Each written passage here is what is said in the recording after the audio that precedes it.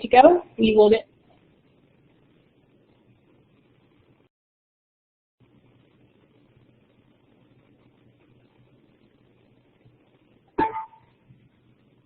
wonderful. Well, again, thanks everyone for joining. I'm Maya Peterson with INACOL Member Services. I'm just trying to connect this teleconference here. So on behalf of the team, thank you so much for joining this webinar. It's one of the ways that INACOL supports the field with professional development and information, and our shared mission together with you all is to ensure that all learners have access to a world-class education and quality blended and online learning opportunities that prepare them for a lifetime of success. What we're going to do today is we have a stunning panel of educators from around the nation, and we're going to talk about, we're going to hear from them and get an overview of different classrooms and learning environments. We're going to hear how each defines blended learning and how they kind of came upon deciding about blended learning models for their particular situations.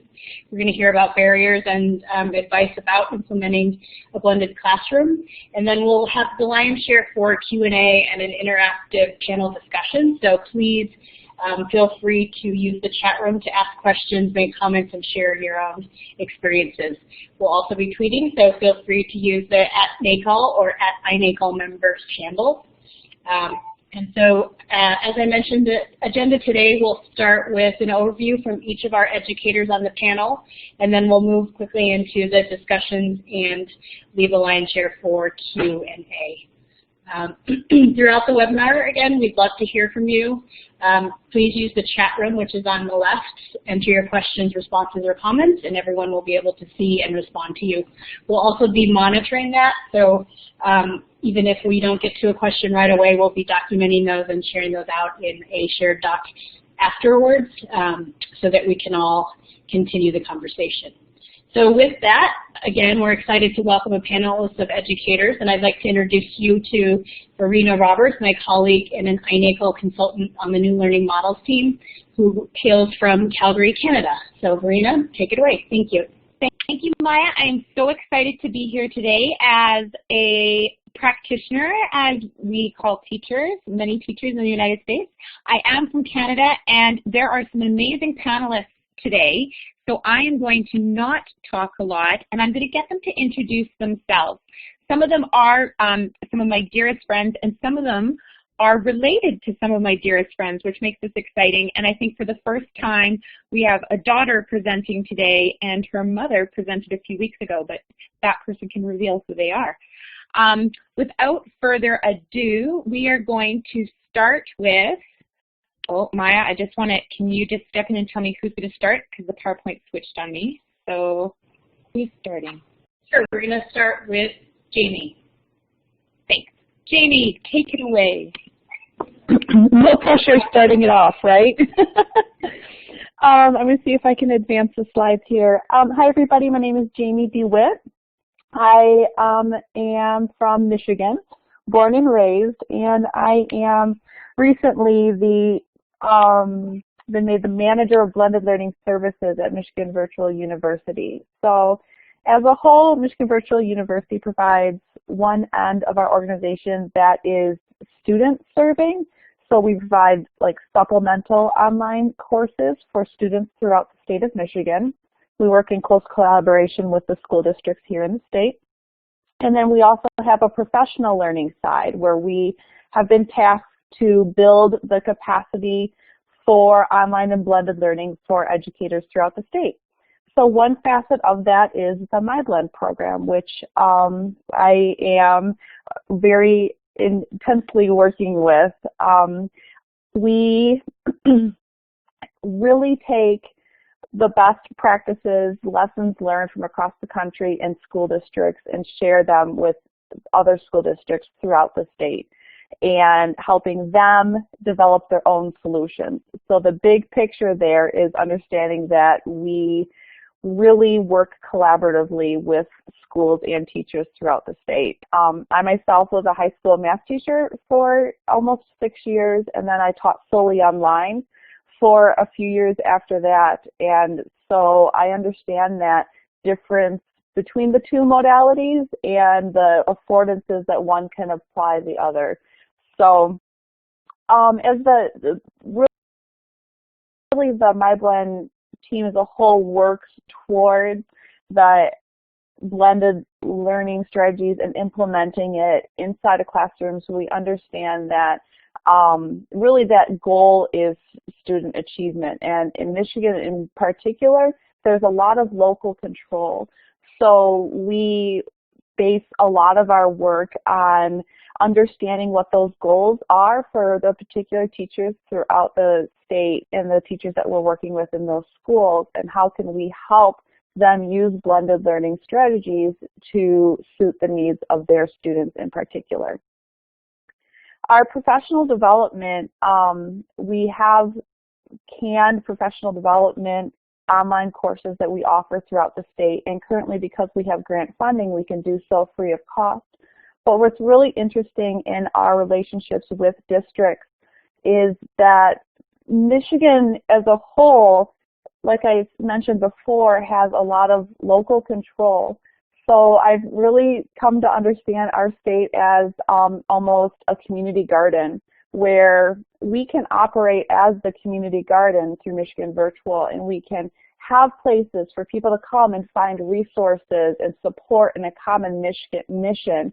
But really, everybody has their own approach. Somebody wants to grow strawberries, another person wants to grow rutabagas, or whatever the case may be, but it's our job to help provide them with the education that they desire and they need to help achieve their goals. And so our instructional designers, we have blended learning coaches, we have ed tech specialists that we can use to help support those schools and the teachers as they move forward. So a very short elevator speech. I didn't want to take up a lot of time. And of course, I'm available for questions about our program or what we do. But I hope today to bring a little bit of perspective of the different lessons learned that a lot of the teachers in the schools that we work with have seen, the way they've overcome them, and then maybe some of the current barriers and challenges that we still work with.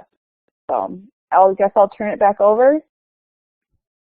Thank you, Jamie. And Tina is, nope, Kate is next. There we go. Thank you. Kate is next. Well, that is definitely intimidating to follow. I am a first-year teacher. My name is Kate Hodges. I teach at Oak Hills High School in Cincinnati, Ohio. My mom is Dr. Lee Graham. And I'm just so excited to be here as a first-year teacher. It's really amazing. My school, Oak Hills High School, is a school with a global initiative. They're very 21st century based. At this time, we only have a few blended classes specifically offered in that model. They're mostly taught with our Chromebook carts, and there are specific teachers who are trained for this, but we do have our e-learning team and our e-kids, which work in partnership together, and teachers come out as kind of experts and train us on these things. We have some really amazing teachers that I work with. And so we also have a very proactive superintendent that kind of gives us the freedom to use things like the blended model to cater to our kids and the skills that they will need going forward. One of the things that I really hope to kind of offer today is the struggles I've had as a first-year teacher, which I'm sure, as all of you know, there's already enough without adding blended learning to the mix, but it's something that I believe my students really benefit from, not only from the fact that I assume they're so much more tech savvy than they really are, and so I feel like they're learning skills that they can really take with them into the world, but then also having that self-directed learning and being able to differentiate in so many different ways. And then also the toolbox that I've kind of created for myself this year, because I've learned that the biggest obstacle for me as a new teacher is staying on track and making sure that I keep my team close and constantly monitor my data. And so I'm hoping I can kind of offer some insight into that as a first-year teacher. But we'll see. But that's really it. Kate, I just want to say I'm blown away by just your presentation as a first-year teacher. I don't think I would have had the confidence to be able to do what you're doing. So I'm really excited to hear more. Now, oh, well, yes, thank you. Thank you. especially the data and the evidence of learning. That looks exciting. Okay. Well, and it's so cool to be here with this amazing, such an amazing team that you put together. So very cool. Oh, well, thank you. So Tina, can you tell us a bit about yourself? Hi, Kate, that was wonderful. Kudos. I can't imagine having given a presentation, let alone had that whole toolbox of things that you're using. My first year of teaching, I could barely get my head around, like, you know, each subject, let alone. So I'm impressed. Well done. My name is Tina Hobart, and I teach at Memorial Middle School in Middlefield, Connecticut. It's the 5th and 6th grade school in the Regional School District 13 district. We've got about 1,700 students in the entire district, and in my school there are about 266 kids that I see. I teach technology or computer applications. The name changes depending on kind of what we're talking about. And I have the good fortune of seeing all of the students in my entire school for every day for about a trimester, which ends up being between 14 and 16 weeks. Our district right now is going through a little bit of transition where we had a big study done, and we're looking at about a 20 to 25% decline in enrollment over the next 6 years. So the folks up at the top are looking for different ways to consolidate resources, and blended learning is actually one of the components that they're looking at to be a little bit more financially responsible and also really tap into 21st century skills that folks referred to. In the past, we played with different types of learning management systems.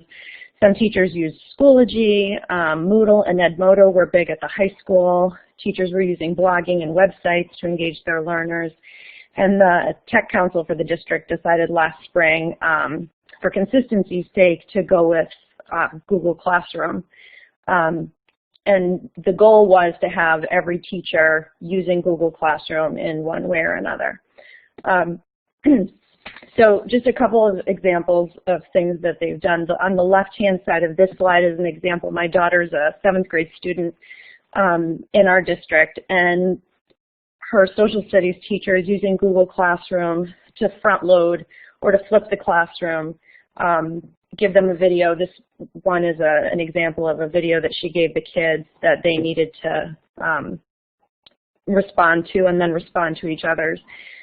So teachers are using Google Classroom both online as a combination of online and in-person instruction. They're using it to store content, distribute quizzes, homework, collect assignments.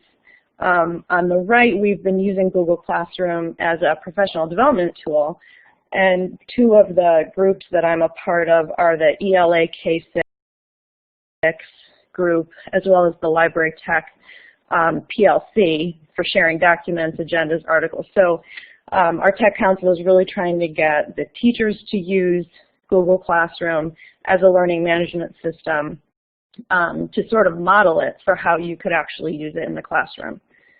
I got really interested in blended learning. I have a friend who's a professor at Yale. He's like a neurobiologist or something, and he was telling me, he was asking me if I had ever heard of this website called Khan Academy, and I hadn't. And then I went to a 13.org conference in New York, I think 3 or 4 years ago, and pitched the idea to my principal saying, you know, instead of this math workshop that we have where students are coming to like a tutorial or a study hall with a list of pre-approved math websites to play math games on, you know, the thought was they would be engaged and interested.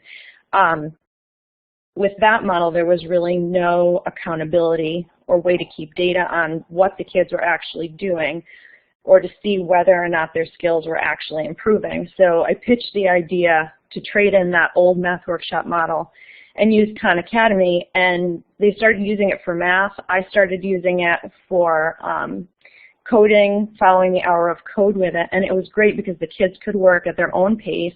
They could work at home or at school on it. It tracked their data. It tracked how many minutes they had worked. I was a coach. Their math teachers were coaches. Great opportunities for enrichment for them. And then it also helped with identifying struggling students and the specific skill sets that they were deficient in. So over time, between Khan Academy and then Google Classroom, I've noticed in our district that teachers, myself included, have been adding blended learning a little bit at a time as we kind of get comfortable with it. Due to my subject, I teach technology. It's kind of like a given that I'm going to be using things like websites and blogging. But with other teachers, it's been a little bit more challenging, and that leads into one of the questions. One of our biggest barriers is the whole "yeah, but." It always sounds like one more thing, one more catchphrase, like, okay, blended learning, now they're going to make us do this blended learning thing. And what is that? What does it look like? Is it going to create more work for me? And it did for a lot of us. Our big professional development day coming up on November 3rd is going to be devoted primarily to Google Classroom. Hopefully filling in some of the skill set gaps that our faculty has. My biggest advice, just to close, would be that persistence and communication and collaboration is key. It took me like 3 years before I finally sold my administrator on the idea of using Khan Academy. And leadership is key. Ask for time at faculty meetings, team meetings if you can, and really set the example, model one thing at a time. And professional development is super important. We have a couple of great tech integrators in our district that really do a bang-up job at meeting with people one-on-one to help, overcome a little bit of the nervousness I think that arises. But that's my story. Thank you so much for listening. Oh, thank you so much, Tina. And now Valerie. Hi. Gosh, I have to say, it's such an honor to be here with such smart and well-practiced educators. So I am the data process manager at Grant Beacon Middle School in Denver, Colorado. And we're an innovation school for Denver Public Schools. So that means we just have a wee bit more autonomy with people, time, and money. And we became an innovation school because we were at risk of being shut down. So we kind of had to come up with a plan. So what we have kind of in our vision is that we have like 3 big branches, and one of them is blended learning. So we had to really decide and define what that meant for us, and how we were gonna really intentionally use technology along with really good face-to-face instructional methods for kids, and make sure that we were meeting them where they actually were. And over time, I have to say that this has been a pretty big journey. I've been at Grant for 10 years, and we went through the innovation process about maybe 4 years ago or so.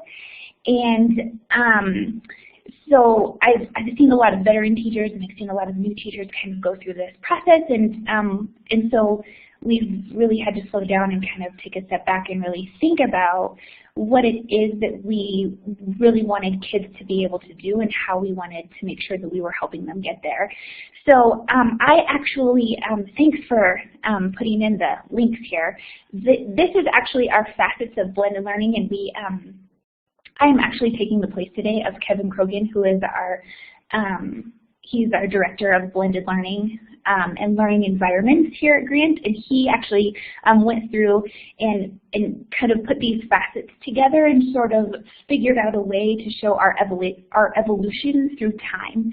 So we started pretty simply. We just wanted to make pathways. We wanted to make sure that we were differentiating for our students in a way that was very meaningful for both teachers and students. And then as we went through over time, we had a few more that we had come up. And I know that there's so many words on this slide. I'm sorry, it's probably making your brains bleed. But it is kind of a really cool document, and it's connected there for you so you can see it. But the touchstones are actually defined and what all of that stuff means. And so we are all, as a staff, in totally different places, and we're actually really proud of that. We have some veteran teachers who took off with it and just are absolute masters, and we have some brand new teachers who are really great with it, and and vice versa too. We have some veteran teachers who have been pretty reluctant over the years, and so we're all totally in different places, and I think that's pretty much to be expected. And so you can find our whole staff somewhere in these different evolutionary stages, and some people are, in very using very foundational things with their kids in their classrooms, and some people have really taken off and who are really truly masters. So my role at the school is I'm the data process manager, so I collect data, let's be honest. But I also have a really cool job because I also get to facilitate a lot of the collaboration around the data. And then I also have been working with our staff to sort of level up what that looks like for our kids. So we're moving toward personalization as we go throughout the years, and we're actually starting to work with proficiency scales, which is a Marzano thing, which I absolutely love and think is so great. So right now, our school is really talking about R1, just reading closely what text says, making inferences and being able to cite text evidence, and so that is a school-wide goal. And so posted here, you can just kind of see the 6th grade level here. And then the proficiency scales actually start at level A and work their way up. So all we did is we took that one standard apart, broke it up into its tiniest pieces, and then tried to figure out hierarchically what kids would need to learn along the way. So we decided, most foundationally would be something like vocabulary development, and then we would move them up a little bit. And I've really been thinking about the idea of keeping momentum over time, because we're sort of in a place right now at Grant where we could sort of start losing momentum a little bit. The newness of blended learning is starting to wear off. And so how do we keep our teachers engaged so that our students can continue to be engaged? And the thing that we've really started talking about is how do we communicate exactly where students are and then meet them right there and give them very fast, very manageable piece of feedback so that we can just move them forward a little bit. So all of these links are in the chat room. It looks there for you, and you are welcome to take anything that is meaningful to you. So please help yourself, and I'm excited to be here with you guys, so thank you very much. Thank you so much.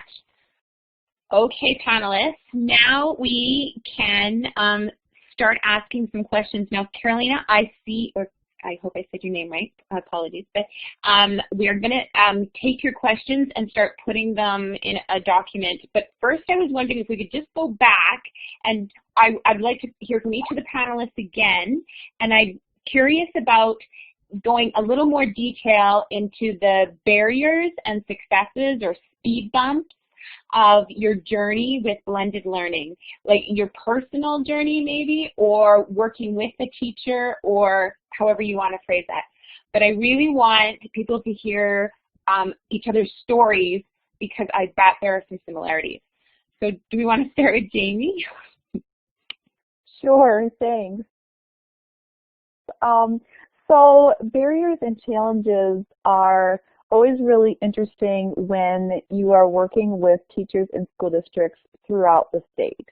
As a third-party entity, I always am really careful to honor and to listen and to think about what can we do to best support, elevate, help teachers navigate this space really intentionally. And even though I live and breathe blended learning every single day, that is not the whole truth every single day for a teacher.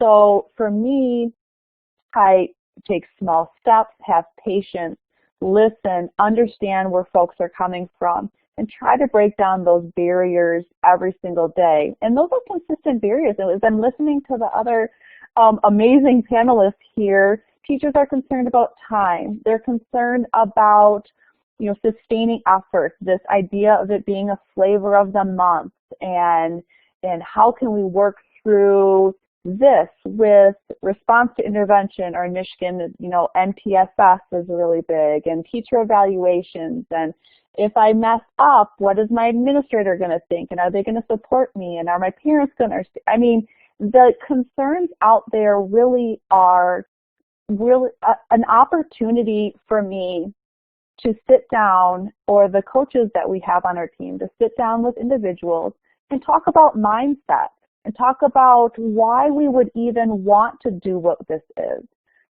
Sometimes it goes back to even expectations and understanding what we mean by blended learning. So if I was to think, take everything you do and throw it away and start anew, that's not what we're saying when we work with teachers. So a tiny way to start to break down those barriers is to say, well, let's just look at a little piece. Let's start small. Take the lesson that is your most challenging lesson, or the one that you wake up in the morning and you don't want to go to work because you know it's not going to go really well. If we were to start there and to say, okay, how can we incorporate authentic digital experiences into this lesson? Can we make this a more successful experience for you as the instructor and for your students? And to work through challenges that the teacher sees helps the individuals understand the need to turn up the volume on what they're already doing in their classroom, which tends to lower the threshold. It's something they're willing to take a risk with and to move forward. But the challenges are always because teaching is so emotional. We are invested in the students as human beings, and that it is our livelihood. I know my son's kindergarten teacher, when I met him for the first time, she says, this is my second home. And I feel that's what teachers, our classrooms are our second homes, and that's what we spill our life into. So we have to honor that and understand that, as well as encourage teachers to keep a change mindset. Thank you. Kate, you want to tell us a bit about how your first year has gone? Yeah. Well, I'm sure, as all of you have experienced, my school has a map that we go by, and so my English department has this very specific map. These are the texts that we're going to cover. These are the standards. And so the biggest challenge I've kind of faced, like Jamie was saying, is time, which is why I'm such a huge data person, is because I feel it's very important that even if I worry that my administrator will be concerned of how much time, if I can say, well, they started here at 30%, we grew to 89% based on these three standards, then I'm able to advocate for my students' learning. I also, we're using Google Classrooms. My district is a very big Google district, and so I invite the parents to join our course. And so I give them the class code, and they can see how I am distributing information, how the kids are sending back the information. And so definitely educating parents. When we had our orientation, there are a lot of misconceptions about blended learning, especially with the hype that is surrounded both it and the flipped model. And so I spent about 20 minutes just explaining what it was, showing example activities and what their children would be engaged in, and then welcoming them into our virtual and physical classroom. And so I think the biggest challenge for me has just been making sure that I find advocates in my building that are willing to share experiences, even if they aren't doing a blended model, but they believe in what I'm doing and can offer suggestions and tools and resources. And then probably the most successful tool I've used is Actively Learn, because kind of like Jamie was saying, I can take these things, these canonical texts that we're using that are in the map, and I can input them into Actively Learn, but then I can also put videos I've made or videos I find or little sample quiz games or things like that, so that I'm taking the material that we're looking at and we're expanding so much farther their understanding, and they're kind of going at their own pace, but then the tool is monitoring the data for me. The hardest thing as a first-year teacher is obviously finding your place in the system, but also being comfortable enough to kind of shut your door and teach the way your students need you to teach. And like Jamie said, answering the hard questions, being able to say, this is benefiting my students and this is how. And it is very, half of what I teach is honors, and then the other half is track 2. And so being able to say I'm not lightening the rigor, I am accommodating the students' needs and where they're going to go in life. And so I think that's been kind of the hardest part, is just really feeling comfortable enough to advocate for my students as a first-year teacher and using all the tools I have at my disposal to really back them up in any way that I can, and not being afraid to kind of take that hard stand when I need to.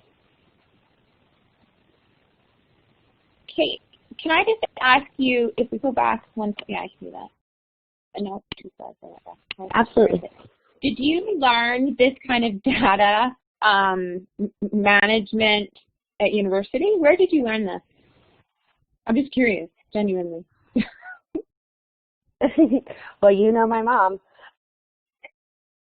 I'm wondering. So I've always watched, again, my mom's Dr. Lee Graham, and I always watched my mom do these.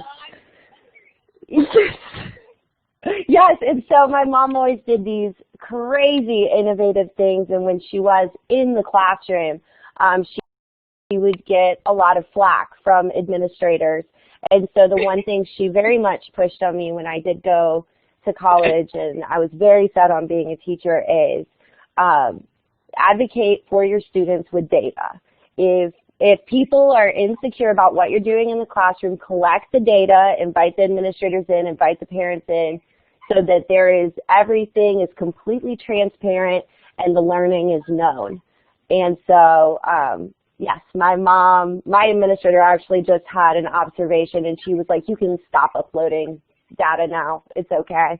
Because I'm a total freak about it. But I think it's important to take a step back and acknowledge where your students are versus what you're seeing, because sometimes Fantastic. What you're seeing isn't really what's going on. Yeah, definitely want to learn more. So, Tina, can you tell us a bit about your barriers and successes and how you kind of overcame them? I think, I'm a technology/computer applications teacher in a middle school where we have self-contained classrooms, and also a model where students are changing classes for different content area subjects. Since I'm a specials teacher, unfortunately, I don't know if there are any other specials teachers out there, it's hard to kind of showcase the technology that you're using, A, because my special is technology, but B, because I think the perception, and I almost hesitate to say this out loud, but the perception out there is that I've got more time and less work to do because it's a special and not a content, quote unquote, content area that's driven by Common Core and SBAC testing and data team and all that, which could very well be true. But it makes it difficult to sort of share the instructional value of what I'm doing. And again, as I was saying before, like the persistence is really key.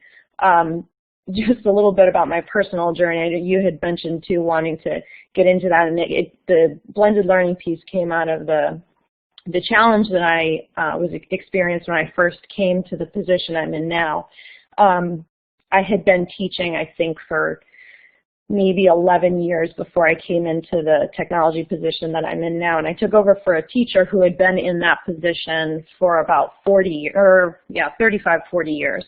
And when she retired, she left all of her lesson plans, and the principal sat down with me the first day that I started and said, okay, these are her lesson plans. This is how we do it. You know, so when the kids come in, they're going to do keyboarding. And then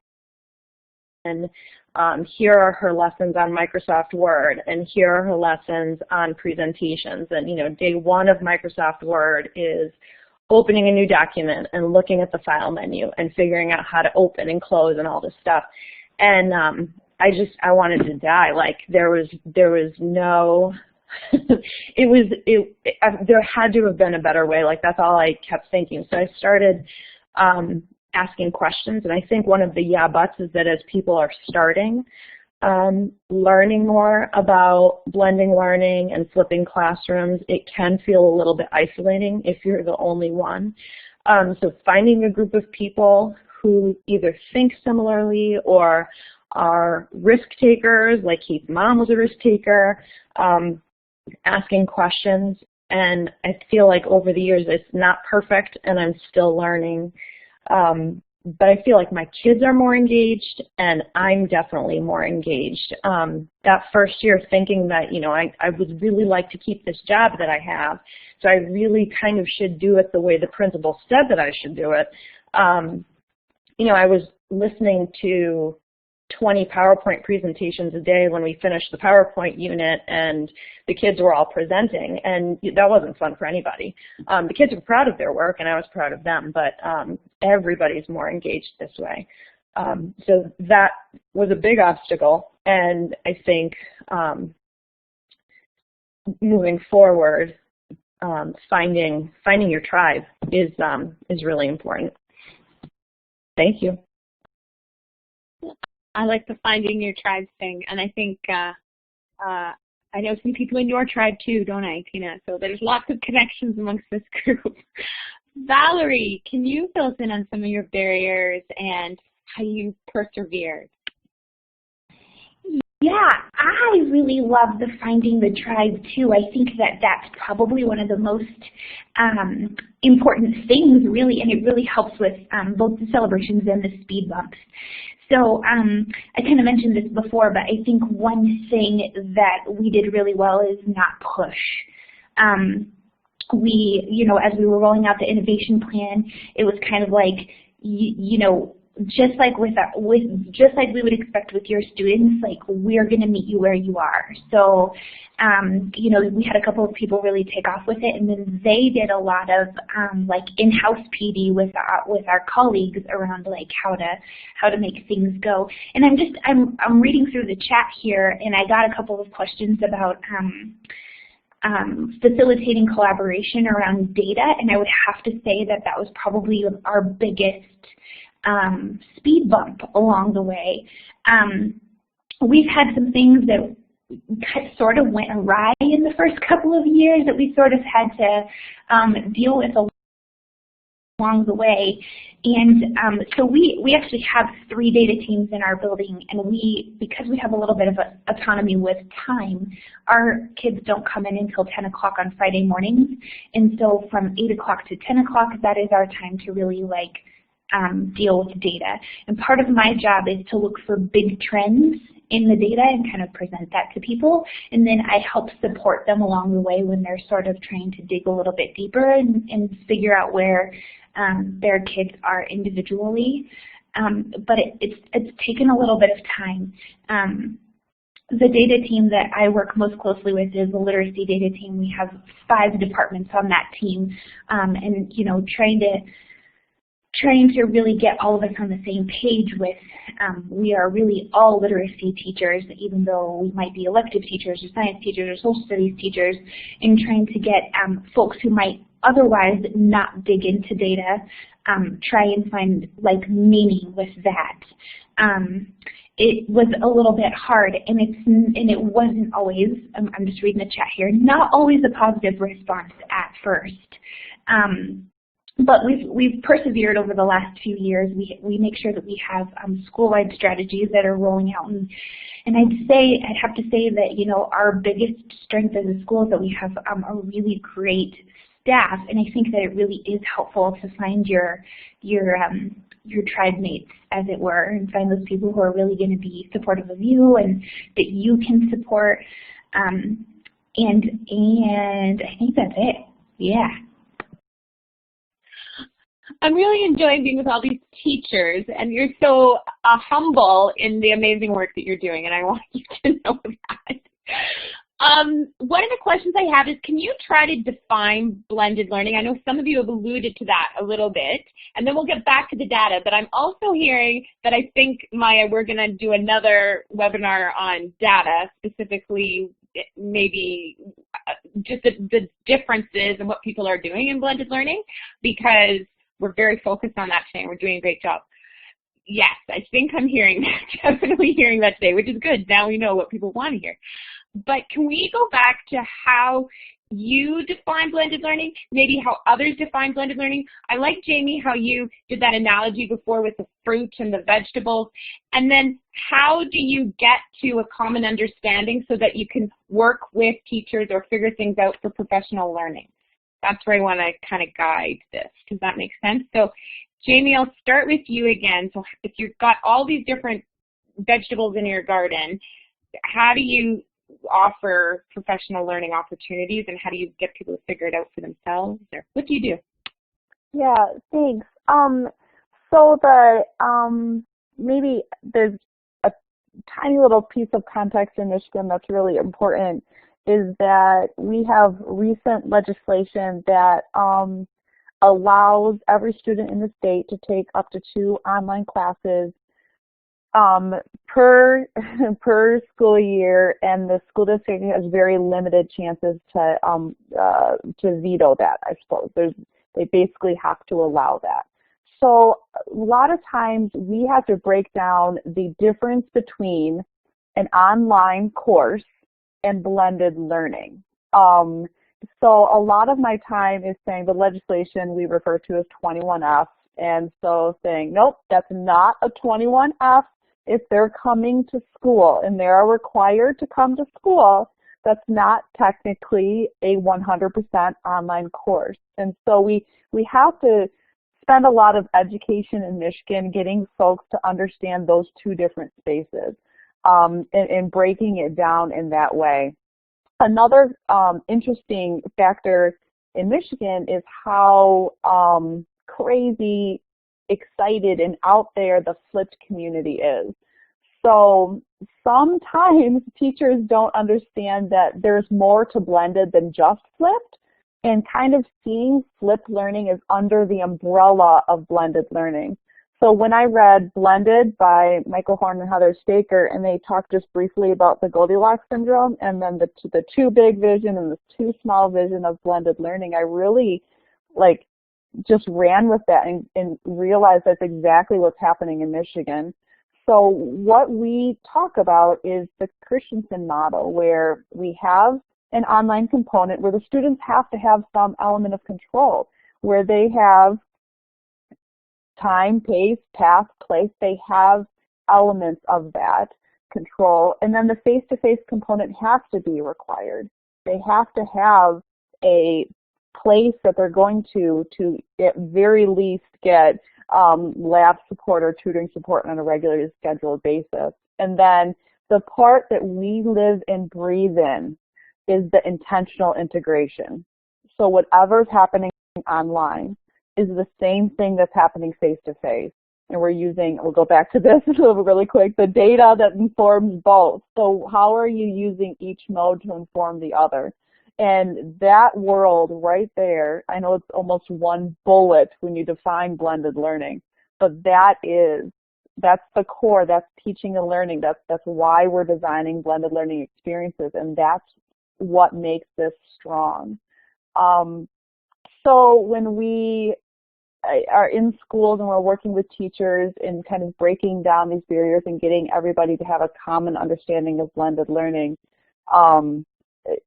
when you think about the different models, which are sometimes the shades of gray in between models of blended learning are really important, but we try to stay in a rotation model where, okay, if you alone in your school district and you're trying something, I think this is why flipped learning is so explosive, because I can take autonomy and authority to do this. Kate kind of mentioned that.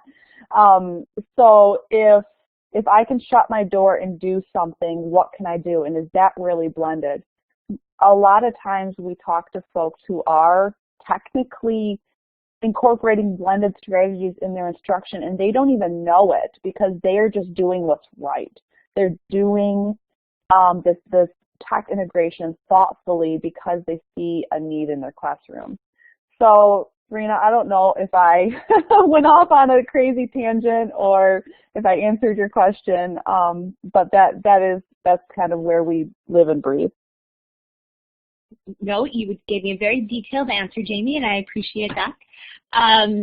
But what's interesting to me is if you listened to the webinar yesterday, and I encourage you to do that as well, and we had leaders come in and they were talking about blended learning implementation, we have a different emphasis today, and we have a lot more detail and a lot more specific. There's a lot more specific. You're more specific in your answers. You're more descriptive. The explanation is much clearer, I would say, than yesterday, which is fascinating. So now I'm going to have to compare the two.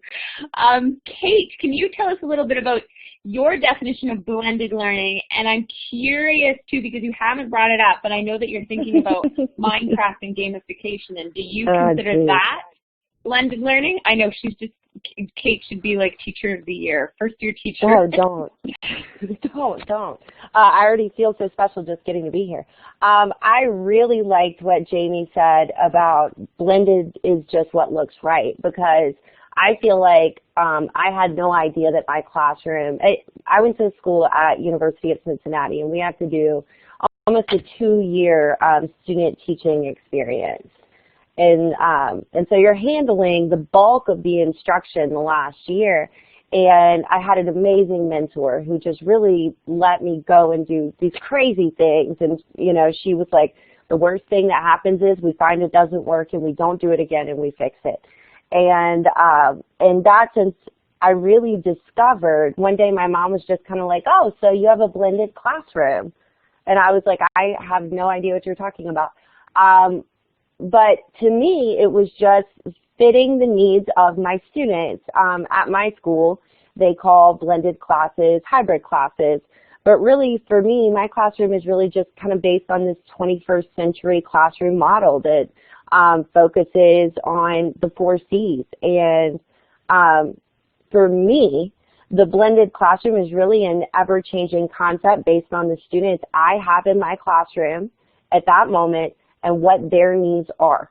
And so I think that's why it's really so difficult to nail down what is blended learning, because the teachers using this model are, like Jamie said, they're meeting the needs of their students, and the technology is changing, and the needs of your students are changing, and so the concept of blended learning is changing from person to person, from child to child. And so while I have this blended model, this 21st century model, I also have a project-based learning model.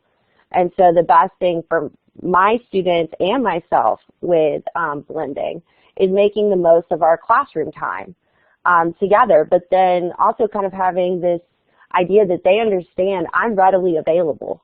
And so instead of spending my class time doing paper conferences, we're doing Google Hangout peer editing. And then we're coming in the class and we're making the most of our time together. And so I really think, I really think that what Jamie says really just completely capitalizes what blended learning is. It's just what's right for our kids and the time they are in. These kids are about to enter a world that the jobs that will be invented in the next 20 years, I have no idea what they are. And so giving them every aspect of creation and content and knowledge is just the most important thing to me when I walk in that door every day. Thank you, Kate. You make some good points, and one of the strongest points is that you have experienced this you've experienced learning this way. And I think some of the teachers that we're referring to or that we work with, I didn't learn this way, I have to admit. So this is all new learning to me. So you're lucky in that regard. Well, and I didn't even answer your gamification, but short and sweet, yes, I think gamification is absolutely blending, without a shadow of a doubt. Oh, yeah, no. Well, good. Yeah, no. Tina, do you want to tell us a bit about what you, no. Tina, do you want to tell us a bit about your perception of blended learning or those around you? Sure. I think, and Lee, I was reading the comments while Kate was talking, and I think that she makes a really good point, and it's important to note that we're sort of at this crossroads now where a lot of educators coming into the field and the students are almost expecting a blended approach to learning and education. And I think my district is struggling a little bit with this. Well, we're struggling a lot with it, if I were going to be honest about it. That my definition, and I think my district's definition, is that blended learning is using both online and face-to-face instruction with best practices and flexibility of place for students. And I'd emphasize that I think sometimes we get caught up while we're trying to kind of bridge the gap in understanding about what blended learning would look like, emphasize that it's not the same as technology integration. And I think that is where some folks who are struggling still with kind of wrapping their heads around it get stuck. It might on the surface look like tech integration, but it's more than that. You know, it includes best practices and real instructional strategies and purpose and all of that behind it. So that's how I would define blended learning, and I'm glad that Kate pointed out what she did, that we are sort of at this place of struggle. I think that's a good thing. I don't think it's necessarily a bad thing that this is hard. Thank you, Tina. And Valerie, can you give us a little bit of your perspective?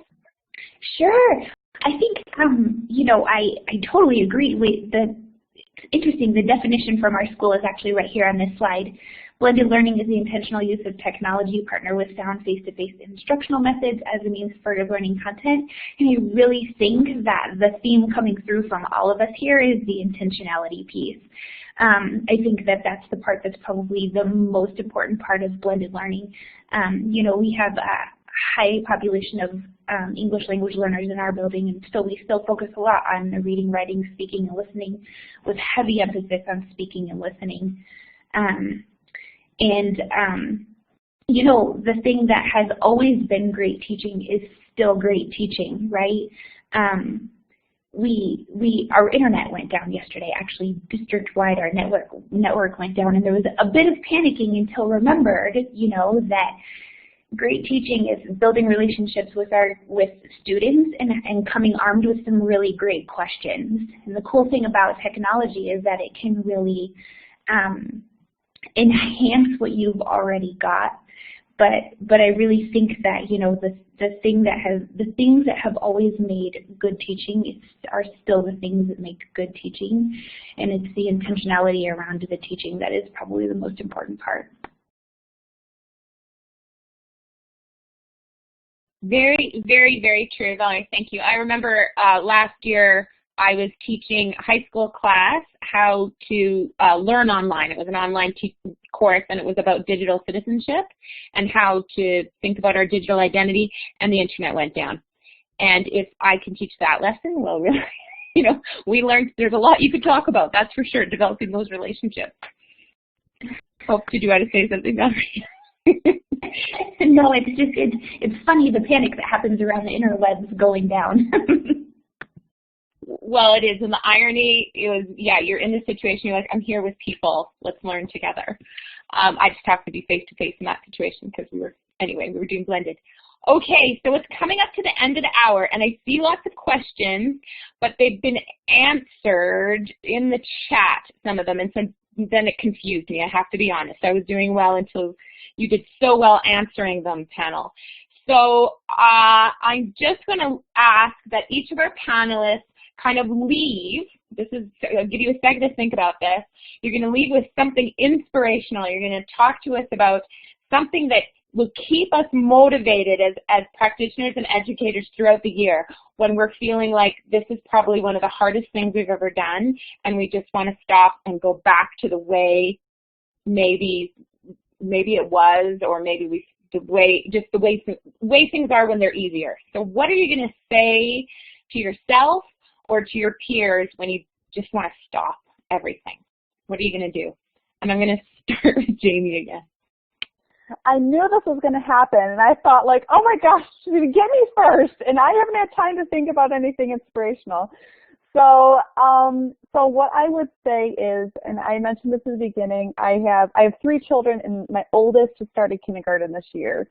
So I have this heightened awareness as being a parent in the educational system, and your loss of control, which as a helicopter mom is really sad.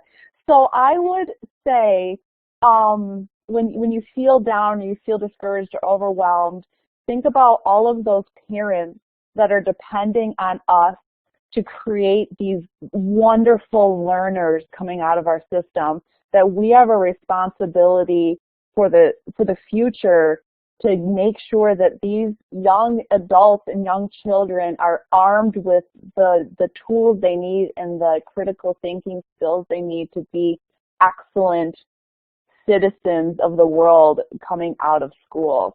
So if you have 30 kids in your class and those are 30 parents' prized possessions, what can we do for those kids? And that's often what I would hope that my son's kindergarten teacher thinks of when she goes home. And so take that as you will. But yeah, there you go. No, it's so true, Jamie. They are. Every single child is so precious.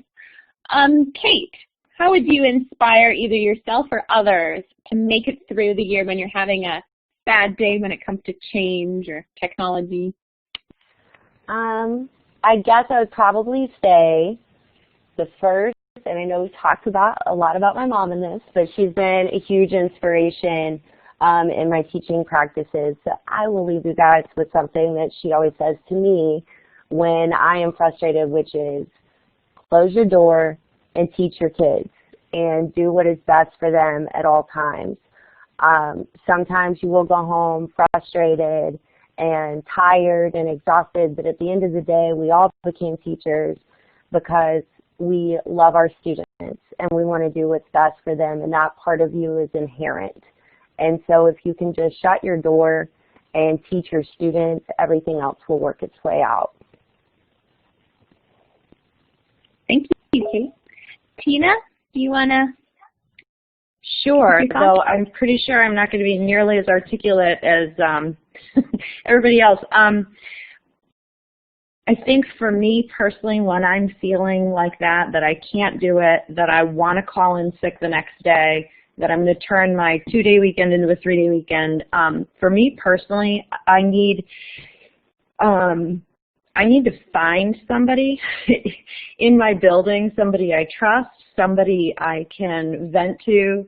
I need to dump, and then I need to laugh. And that is what really helps me. I did mention before to find your tribe, and they're helpful instructionally, professionally, and also for those moments that you really just feel like it's you against everybody else. So that would be my suggestion, is to find somebody, whether they work in your building or it's somebody at home, that you can talk to, that you can unload on, and then have a good laugh about something, watch a ridiculous YouTube video.